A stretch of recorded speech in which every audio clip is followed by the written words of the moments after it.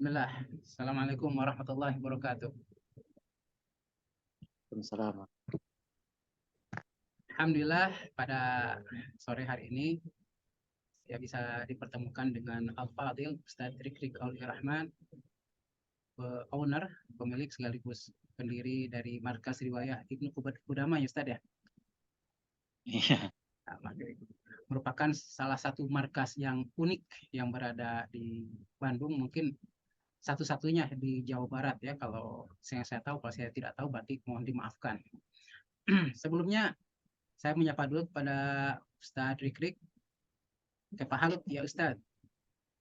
alhamdulillah Ustaz. Baik. Alhamdulillah. Baik, sebelum kita bicara lebih lanjut untuk 30 menit ke depan, eh, pemirsa di sini mungkin ingin mengetahui tentang identitas antum secara lengkap ya, bukan untuk dimasukkan ke Intel ya, percuma Intel mah Indomie telur gitu. Hmm. Eh baik, nama antum itu Ustadz Rikrik Aulia Rahman ya. Kelahiran dari mana, di mana Ustadz kelahirannya? Kelahiran di Garut, Ustaz. Di Garut tahun eh, 25 Sa'ban 1402 atau 17 Juni 1982. 1982, Masya Allah, masa ingat muda. Baik, Ustadz Rikrik, sekarang sudah menikah kan ya dengan seorang istri Iya, seorang istri. dan, Eh, Terus dan tilu itu. dengan tiga orang anak ya, Iya, 3 orang anak. anak laki-laki perempuan, Laki-laki 2, perempuan 1. laki-laki, Perempuan yang paling. Masya Allah, perempuan itu Aisyah ya namanya. Ya, Aisyah. Berarti nanti suatu saat akan ada ibunya bernama Aisyah ya. Baik, Ustadz, eh, antum kan boleh dikatakan musnid muda Indonesia ya, mungkin juga malah Asia Tenggara kalau setahu saya. Wah, Masya Allah. Iya, setahu saya gitu kan. Kalau saya tidak tahu ya mohon dimaafkan gitu. Sampai sekarang ini kira-kira berapa sanad yang sudah antum miliki? Eh, jadi sanad kalau begini Ustaz, Hmm? kan tahamul tuh ada beberapa ya Ustaz ya. Tuh. Ada sama kiroat sama ijazah. Terus ijazah juga ada beberapa kategori, ada ijazah khusus, ada ijazah umum untuk semua riwayat dan lain sebagainya. Nah kalau kiroat untuk sanad secara kiroat artinya saya yang membaca kepada guru atau rekan saya yang membaca pada guru itu ya kurang lebih ya mungkin detailnya bisa dilihat di sahabat saya. Kurang lebih mungkin antara 100 sampai 200 kitab. Masya Nah, Allah. itu Kitab secara ya, kiroat. judul Kalau kitab ya, bukan jilid ya. iya kitab, Ya, kitab. Misalkan berarti ada kitab tuh kan ada yang kecil, ada yang ya, tebal gitu. ya ada yang Ya, beberapa jilid kan. nah Ya, mohon ada ya, beberapa berarti jilid. itu judul kitab ya. Harus garis Judul bawah, kitab. bukan 200 jilid gitu. Masya Allah. Hmm. Terus ada juga yang secara sama. Kalau secara sama kan guru yang Yang yang baca. membaca. Nah, abdi ya kita yang murid yang dengar. Nah, itu sedikit karena biasanya memang kebiasaan di kita yang baca gitu, murid yang baca. Jadi mungkin antara 20 sampai 50 Hmm? buah. Kemudian kalau ijazah secara khusus banyak. Kalau ijazah banyak, karena itu kan mudah. Hanya ungkapan mengizinkan, dianggap layak, udah dikasih izin, ya itu banyak. Nah, Banyak nggak sampai nggak mungkin tidak kalau terhitung gitu ya. iya biasanya tidak dihitung memang, karena kalau yang seperti itu tidak dihitung. Karena kita semangatnya biasanya pengen kiroat gitu. Jadi semangatnya di situ. Jadi adapun ijazah ya bonus gitu untuk melengkapi yang tidak kesampaian dibaca. Baik, Ustadz Rikrik, itu apa yang menjadi motivasi antum itu untuk sampai mendapatkan sekian banyak ijazah gitu? Kan ini Eh, langka ya.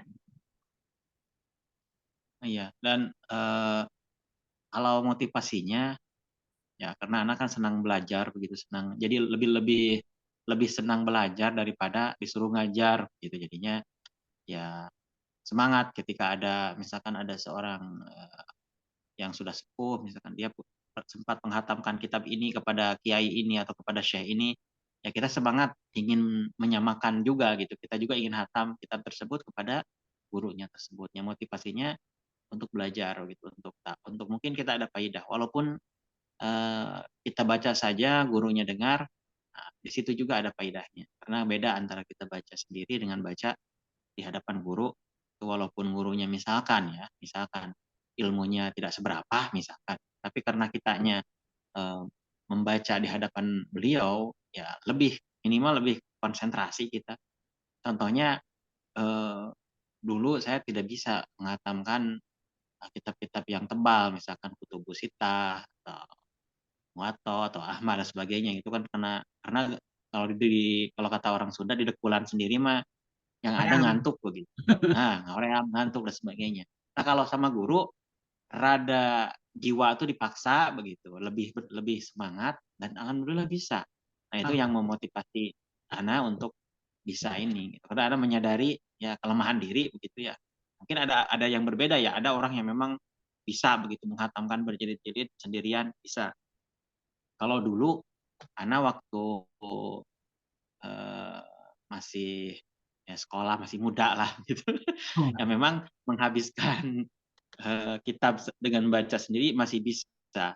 Setelah mulai eh, berbeda begitu, nah itu mulai susah. Jadinya motivasi untuk membaca di hadapan guru, untuk menghatamkan sesuatu di hadapan guru, untuk mencari silsilah dan sebagainya itu lebih lebih tinggi lagi untuk ya itu tadi untuk supaya semangat belajarnya tidak turun gitu. Masya Allah. Itu antum mulai sejak tahun berapa mulai kiroat itu? 2003 karena 2000. mulai tertarik dengan itu 2000. Berarti sudah hampir 20 tahun yang lalu ya. Ya, kurang ya 20 ya Masih betul. muda waktu itu kan berarti ya. Ya kurang lebih setelah keluar dari karena saya kan sekolah umum Ustaz, jadi nggak ada basic eh, Santren ya. sekolah agama pesantren dan sebagainya enggak. Jadi kita awalnya memang dari tidak tahu banget begitu, dari tidak tahu. Sejak tahun 2000 anak keluar dari SMA tuh kalau nggak salah tahun 2000.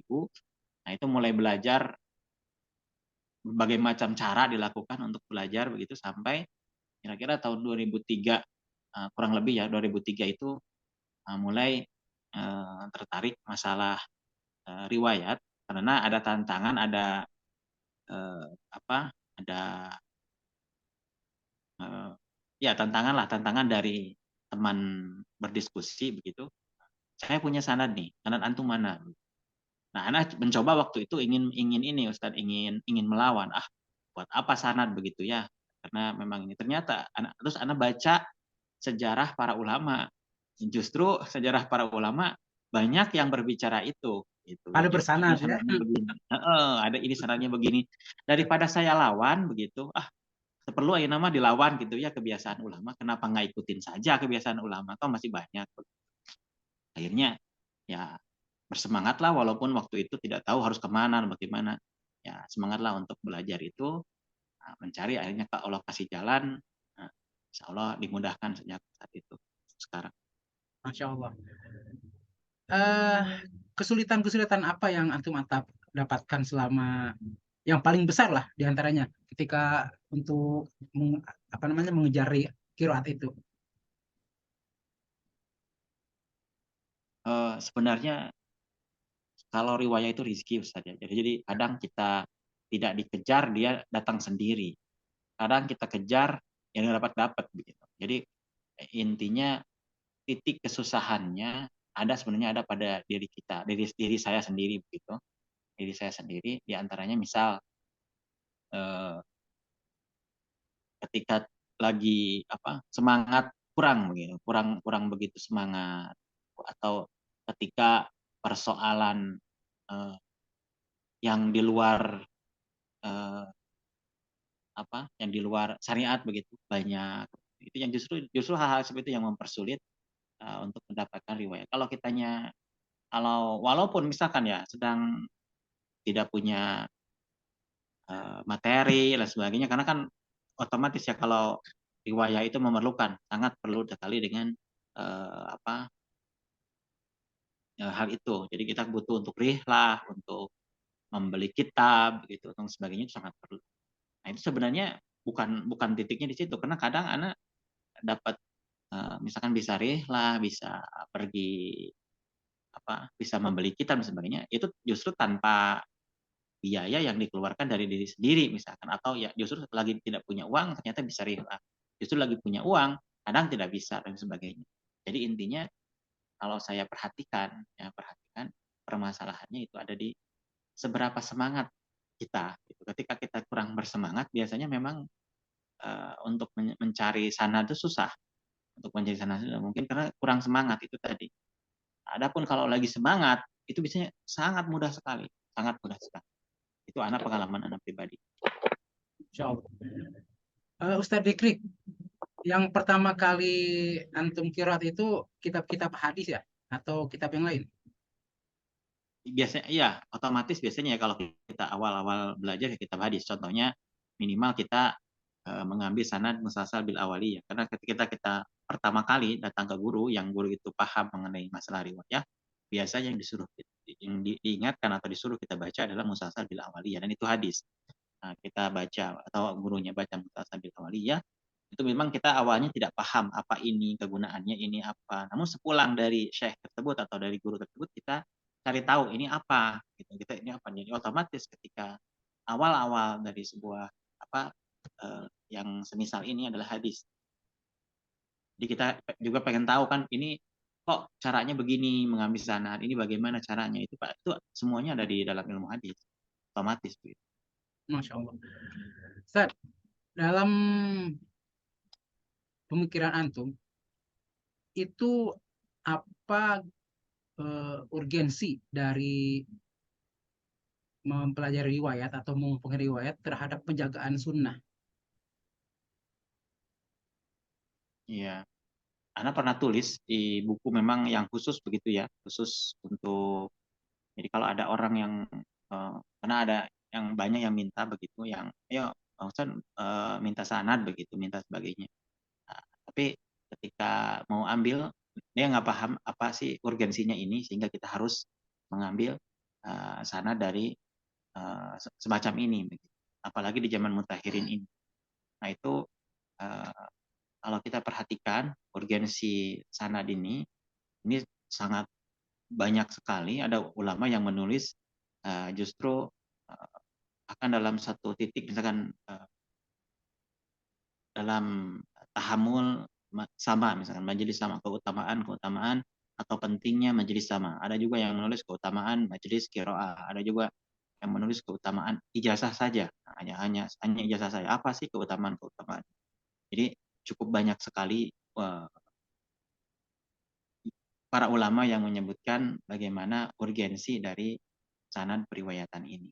Nah, adapun yang penting dari apa ya, kalau kita simpulkan dari apa yang mereka sebutkan itu, urgensi dari mendapatkan sanad yang ali, yang sunnah itu kan yang ali di zaman kita ini, kurang lebih ada, Anda simpulkan itu ada 4 faedah besar. Itu ada faedah kecil yang detail, ada juga faedah besar yang faedah besar ini mencakup faedah yang kecil itu. Yang pertama kita menuntut ilmu, berusaha membiasakan diri itiba kepada salafus saleh dan para ulama setelah salaf itu termasuk diantaranya dalam mengikuti metode mereka ketika menuntut ilmu. Dulu zaman salaf, sebagaimana di dalam kitab-kitab hadis kita ketahui bersama, itu ya dengan cara tahamu dan ada menurut sudut pandang ilmu riwayah ini. Jadi terus mereka mendengar dari mendengar dari sipulan itu ma'ruf ya, ma'ruf bahwa salaf kita mengamalkan hal ini. Jadi kita di sini di zaman khalaf membiasakan diri untuk mengikuti metode mereka hatta dalam cara mereka menuntut ilmu. Walaupun itu bukan berarti membatasi metode yang lain.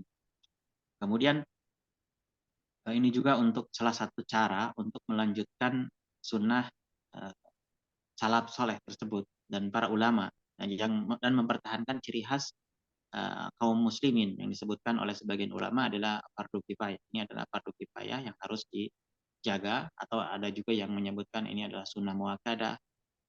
Dan juga untuk membedakan dengan orang-orang jindik dan ilhad yang katanya dulu itu mereka itu sangat tidak suka membacakan sebuah hadis itu dengan dibacakan sanadnya. Sangat tidak suka. Jadi para salafus saleh berusaha mempertahankan ciri khas ini. Para ulama juga mengikuti hal itu untuk mempertahankan ciri khas kaum muslimin. Kemudian juga ini diantara yang mungkin jarang diperhatikan oleh para penuntut riwayah. Sebenarnya ini yang faedah yang paling penting, yaitu yang ketiga adalah melatih penuntut ilmu dalam usahanya tersebut, dalam usaha mencari sanad yang ali itu dengan sifat-sifat yang diperlukan dalam menuntut ilmu.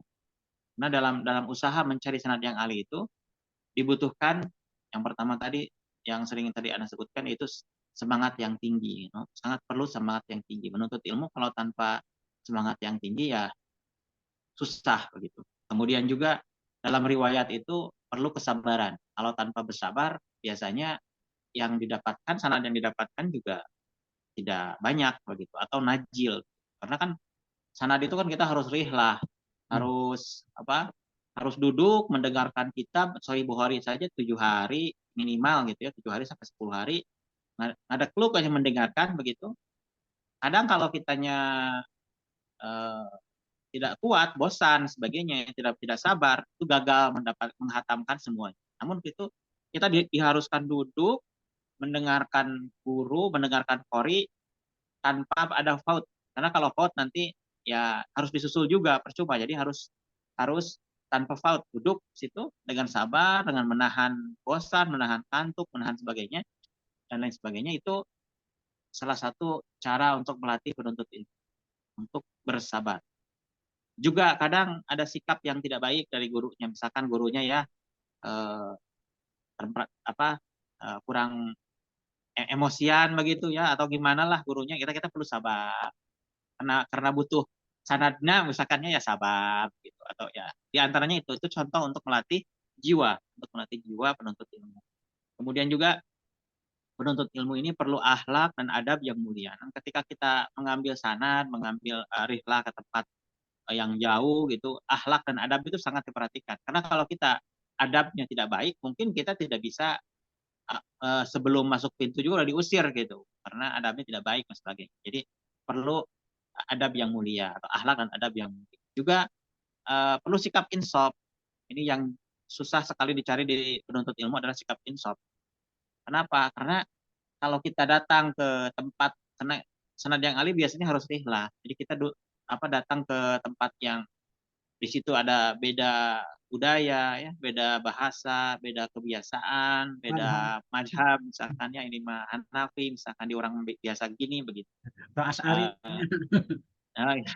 Ya kita akhirnya tumbuh sikap insaf. Jadi atau kita kadang begini ya, kadang jika Pak si buta dari dua hantu begitu ya, belajar di gunung sama gurunya, kayak pangsaktinya begitu. Ketika rihlah, ketika turun gunung, ketemu dengan yang lebih pandai, misalkan ketemu yang lebih soleh, ketemu yang lebih beradab, ketemu yang lebih semuanya daripada kita. Nah itu menimbulkan sikap insaf, sikap tahu diri, begitu sikap bisa berkaca diri begitu. Kita tuh kedudukannya di mana. Jadi ketika ada sesuatu yang di situ seharusnya kita mundur, ya kalau biasa menghadapi yang lebih segala-galanya dari kita, biasanya kita gampang untuk mundur. Beda kalau kita tidak pernah bertemu dengan orang-orang semacam itu, kita untuk maju kepada masalah-masalah yang pelik, bukan malah harusnya takut dengan masalah pelik, malah maju sendiri, mengusulkan diri gitu kan. Jadi akhirnya jatuh kepada kesalahan yang dibuat sendiri begitu. Nah, itu sangat penting dalam dunia ilmu apalagi dalam dunia Islam. Kemudian yang keempat itu di antara yang kita cari adalah barokah gitu Ustaz. Barokah dari sanad yang kita ambil itu, barokahnya itu berupa doa-doa. Doa-doa kebaikan dari Rasulullah Shallallahu alaihi wasallam. Misalkan ada dalam hadis tuh semoga Allah merahmati, semoga Allah mencerahkan wajahnya dan sebagainya. Orang yang Oh, mendengarkan hadis dariku, kemudian menyimpannya, kemudian menjaganya, kemudian menyebarkannya kembali. Kemudian juga di dalam majelis majelis sama apalagi majelis hadis itu banyak sholawat kepada Nabi Shallallahu Alaihi Wasallam dan kita di situ banyak bersolawat dalam kitab Bukhari aja ada 9.000 kurang lebih. Nah, kita bersolawat juga di situ. Berarti 9.000 kali minimal gitu kan. Dan seterusnya. Ada doa-doa juga dari para ulama, dari orang-orang soleh. Nah, biasanya setelah hatam atau selama majelis itu banyak doa-doa dari para masyayikh untuk kita, untuk yang hadir dan sebagainya. Itu ya mudah-mudahan di antaranya ada yang diterima oleh Allah, dikabulkan oleh Allah. iya.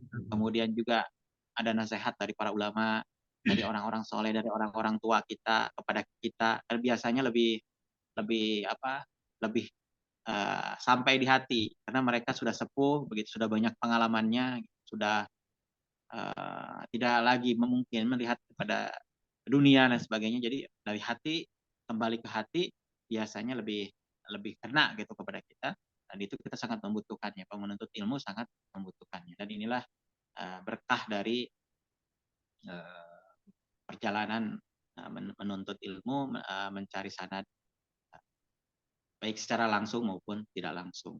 Masya Allah. Jadi Faedah. itu kurang lebih Ustaz.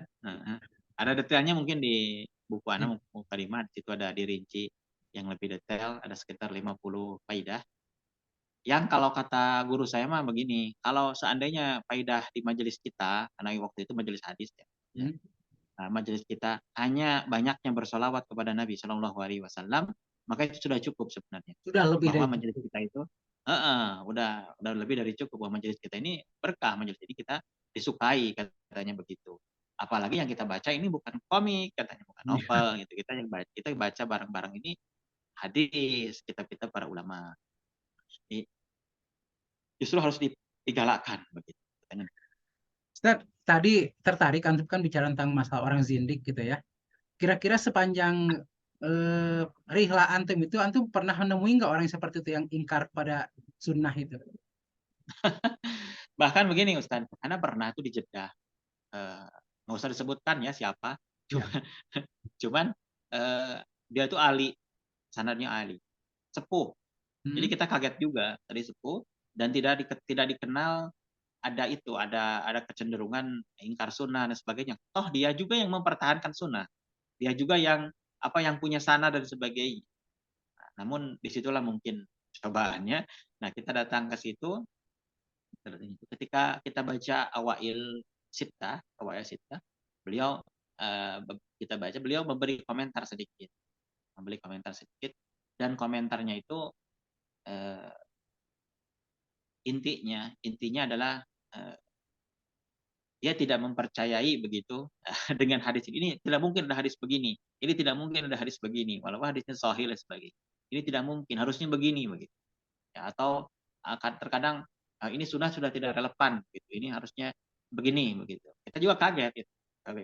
Nah hal semacam itu ada pernah jumpai yang semacam itu dan ketika itu kita sudah berhenti, udah ketika kita baca awal ya kita berhenti, kita lama basa-basi sebentar gitu aja kita pamit juga.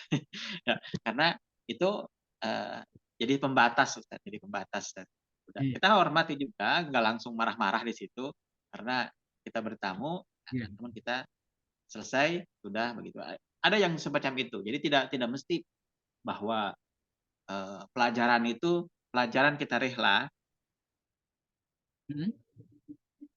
itu dipetik dari sisehnya. Justru mungkin dan kebanyakan Ustaz, anak itu memetik kaidah itu dari keadaan guru kita. Nah, dari keadaan guru kita, dari pengalaman guru kita atau dari ucapan dan sebagainya. Justru kaidahnya di situ. Jadi kita ini sepanjang pulang tuh kan ada beberapa teman yang kita oh masya Allah ya gitu. Hidayah tuh katanya hidayah itu sangat eh, berharga sekali gitu, hidayah itu sangat berharga. Dulu kata teman saya yang lebih dulu datang kepada saya tersebut, tidak begini katanya. Justru beliau yang paling kuat begitu, yang paling keras dalam masalah ini. Namun kemudian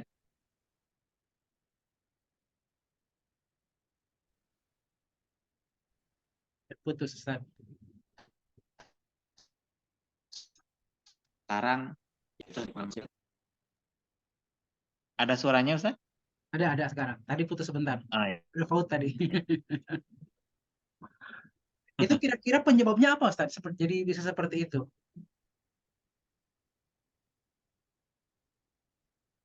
Jadi beliau ini kalau kita baca biografi mendapatkan sanadnya bukan berasal dari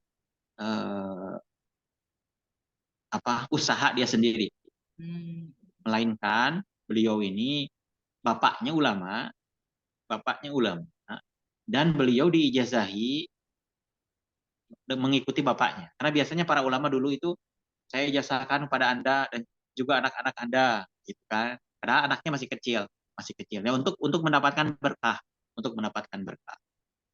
Dan ada beberapa keadaan ya, diantaranya ya contohnya ada yang memang ketika anaknya nanti sudah besar, ada yang mendapatkan berkah dari ijazahnya itu. Jadi dia menjadi seorang yang alim, begitu seorang yang soleh gara-gara terbawa oleh ijazahnya itu. Karena katanya pernah ketemu itu satu ulama, saya malu. Gitu. Saya punya ijazah ini dan itu dari bapak saya, tapi saya bodoh. Jadi saya malu katanya. Ada yang gitu. Jadi saya belajar. Ada juga yang enggak.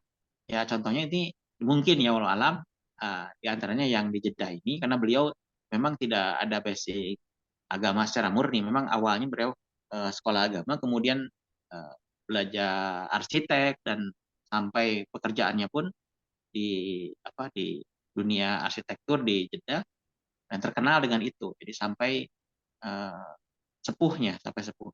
Dan ketika beliau sekarang sudah sepuh, walau alam. Mungkin akibat itu tadi, mungkin akibat perjalanannya tidak diawali dengan sendirinya, dengan kemauannya sendiri. Walau alam itu hidayah dari Allah. Iya betul. Kalau di Indonesia sendiri pernah menemukan nggak Ustaz yang ingkar sunnah? Ada Ustaz, ada Nah itu kasusnya yang seperti apa? tapi belum sempat, kalau anak pribadi sih belum sempat mengomentar. Jadi kita ketika ada gosip beliau ini begini dan begitu, ada gosip begini begitu. Nah, kebetulan beliau punya sanad untuk beberapa kitab hadis, di antaranya kita Sarah Baikuni yang bagus gitu. Beliau pernah menghatamkannya pada gurunya. Nah, anak kejar waktu itu, memang ketika pertama kali bertemu itu ada terbersit ini orang agak nyeleneh begitu ya, agak nyeleneh karena kata namun setelah kita izin untuk membacakan hadis dan sebagainya, nggak ada komentar-komentar yang aneh begitu, nggak ada komentar-komentar yang aneh. Cuman ketika memasuki beberapa bab begitu, beberapa bagian beliau begini, kalau ini harus dipelajari, ini di majelis khusus katanya, ini ada ilmu khusus nih untuk ini katanya.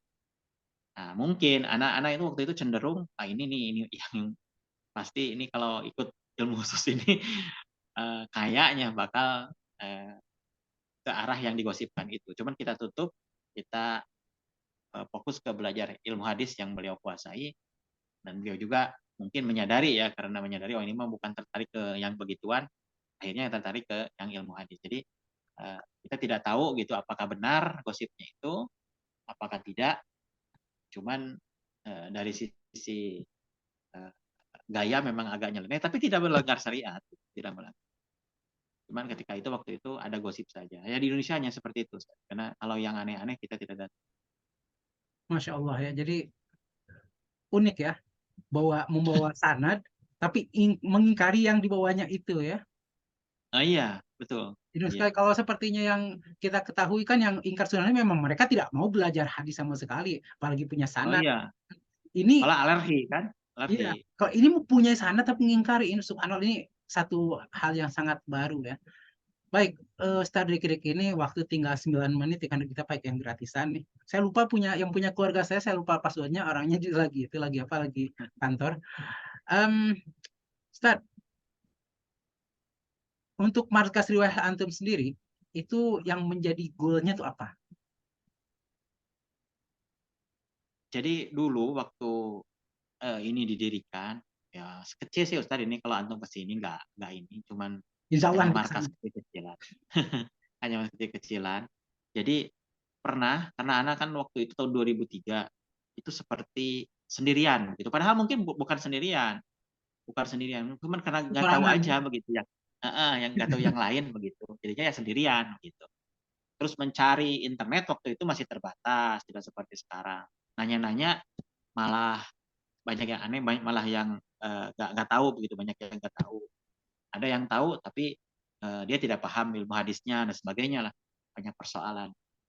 Itu eh, jadinya anak harus belajar sendiri, belajar kepada orang-orang yang jauh begitu, yang perlu perjuangan untuk belajarnya lebih, itu perjuangan lebih, atau kitab-kitab yang jarang ditemui di Indonesia.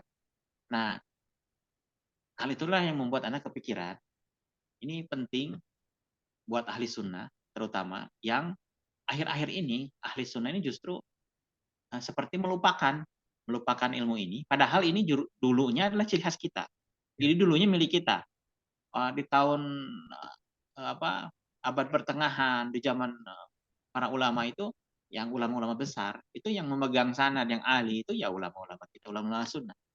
Nah, ini jadi persoalan. Nah, anak kepikiran, kenapa tidak mulai dari diri sendiri, mulai dari lingkungan yang dekat itu untuk mendirikan sesuatu markas atau suatu pusat begitu pembelajaran khusus yang ke arah ilmu riwayah ini, khusus dalam ilmu riwayah. Kalau kita cari perpustakaan yang ilmu syariah secara umum ya banyak yang lebih besar, banyak yang lebih bagus, banyak yang orang yang ahlinya, ahli fikih banyak, ahli hadis banyak, ahli hadis yang secara umum begitu, ahli tafsir banyak. Nah, cuman ahli riwayat yang di situ kita bisa mendapatkan apa sumbernya, referensinya, kemudian yang fokus perhatian dengan itu, ini cukup jarang dan Anda sangat susah mencari yang semacam itu. Ya banyak kiai-kiai mungkin yang punya, yang ada, cuman tidak selengkap ketika kalau kita berkunjung, tidak selengkap yang kita butuhkan gitu. Nah, kenapa kita tidak mewujudkan, jangan dari orang lain, coba dari diri saya sendiri begitu. Saya ingin mewujudkan itu.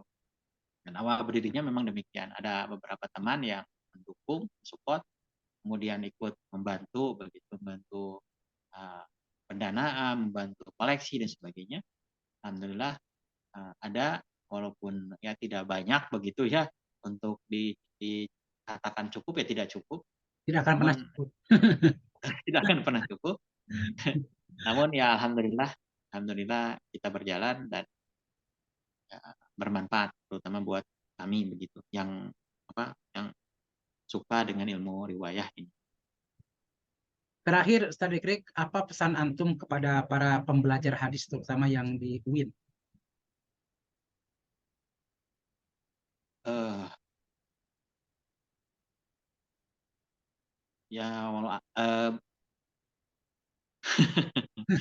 apa ya pesannya ya, kalau anak sih begini, eh, ilmu hadis ini cukup luas ya Ustadz ya, cukup luas, banyak cabangnya juga, cabang kecil-kecilnya juga, dan berbagai macam cabang itu eh, semestinya kalau memang di bidang hadis itu kita pelajari, gitu, harus kita ketahui, harus kita pernah nyobain begitulah kalau nyobain. Jadi eh, sangat mungkin sangat susah ya kalau Anda baca biografi para ulama dari dulu sampai abad yang sebelum kita, sangat susah mencari seorang ahli hadis, seorang yang ahli dalam bidang hadis, tapi tidak memiliki silsilah, tidak memiliki riwayah, begitu, tidak memiliki uh, entah apa disebutnya. Misalkan di Indonesia kadang ada disebut silsilah keguruan, gitu, atau ada silsilah fikih, atau ada yang disebut silsilah riwayah atau sanad barokah dan sebagainya, itu sangat jarang. Ada, tapi di abad ke-7 misalkan ada si fulan yang beliau ini, tapi dicela, tapi dalam rangka celaan. Ada juga yang begini dan begitu. Kebanyakan atau ulama-ulama yang kita ketahui, kita kenal, yang tidak kita anggap tidak memiliki perhatian dengan riwayah, ternyata memiliki sanad. Jadi kata Imam Suyuti itu sempurnakan eh, kemampuan kita itu diantaranya dengan riwayah. Sempurnakan dengan riwayah. Jadi kalau ada seorang ahli hadis, dia bisa membedakan sahih dan doib, bisa mengetahui mana lafal yang gharib, mana lafal yang munkar dan sebagainya, bisa mengetahui makna-makna yang terkandung dalam hadis-hadis yang lafalnya susah, namun dia tidak memiliki riwayah, tidak pernah melakukan rihlah, itu tidak sempurna. Jadi saatnya sekarang untuk menyempurnakan hal itu. Sempurnakanlah, apalagi sekarang sangat mudah, sangat dengan berbagai macam fasilitas yang ada sekarang, sangat mudah. Insya Allah kalau seandainya kita menyempurnakan hal ini, lebih sempurnalah ilmu kita, pengetahuan kita mengenai hadis. Masya Allah, Ustaz Riflik, waktu yang sangat singkat ini sangat banyak faedah yang saya dapatkan ya dari antum itu. Mungkin nanti saya harus datang langsung ke sana untuk wawancara Iya, lebih. emang Ustaz tadi ya. Ya, insya Allah. Mungkin saya bawa temen lah ke sana biar nggak sendirian. Royok ditanya Nyali lagi tuh udah tahu dah tuh. kan, Nyali kan? lagi. Nyali Eh, nyali lagi tuh. ente, antum dikeroyok sekali pertanyaan gitu kan, insya Allah. Kita kalau khairan ya Ustaz Fadil, Ustaz Dikrik atas sharingnya. Ya. Mudah-mudahan markas riwayah Ibnu Qudamah ini semakin berkibar, semakin menyebarkan virus riwayahnya kepada para pembelajar pembelajar sunnah sebenarnya, bukan hadis, pelajar Islam ya, karena riwayah itu tidak hanya untuk hadis saja kan, juga Iya betul. pada semua cabang keilmuan itu ada gitu. Betul. Ustadz Ikrik, terima kasih atas waktunya. Mudah-mudahan antum tidak bosan dan tidak merasa terganggu dengan wawancara singkat ini. Ya. Untuk itu saya pamit. Assalamualaikum warahmatullahi wabarakatuh. Waalaikumsalam. Tur nuhun. Sawang sulna Ustaz.